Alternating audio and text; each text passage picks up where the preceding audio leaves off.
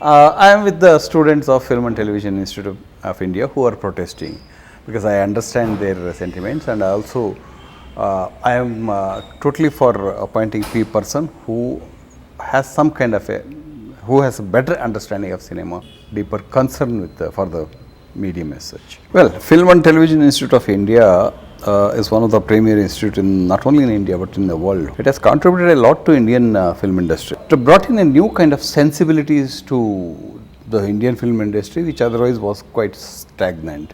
This being the case, I always felt, it should always be headed by a person who is of great eminence. Eminence not in terms just in terms of cinema, in the field of cinema, but also in terms of academics. Somebody who understands cinema, somebody who understands what is happening in the Indian cinema. When I say Indian cinemas, what I mean is not just the Bollywood, but actually today a lot of experimentation is going on in the other regional languages.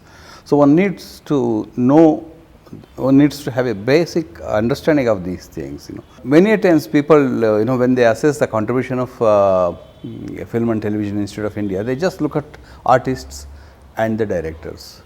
No, but then you also have to know how many editors are there working in the industry, how many sound recordists are working, how many cinematographers are working, scriptwriters are working. These are also the fields where the FTII has contributed a lot.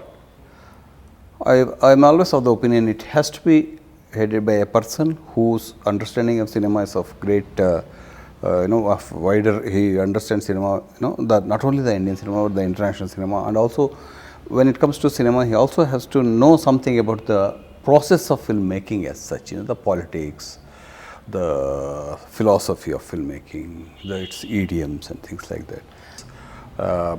Somebody who can really bring a new ideas into cinema.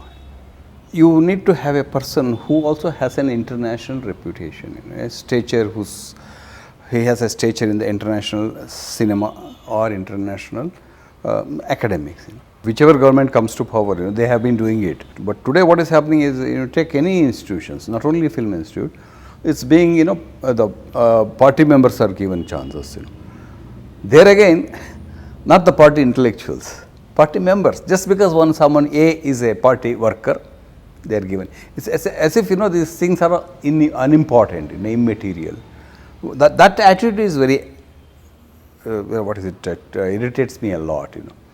Cinema is such an important medium. Cinema is one such a medium where any political organizations have to think twice before talking about it. What is happening now, they try to politicize it by saying, he is left wing, right wing, and these kind of things.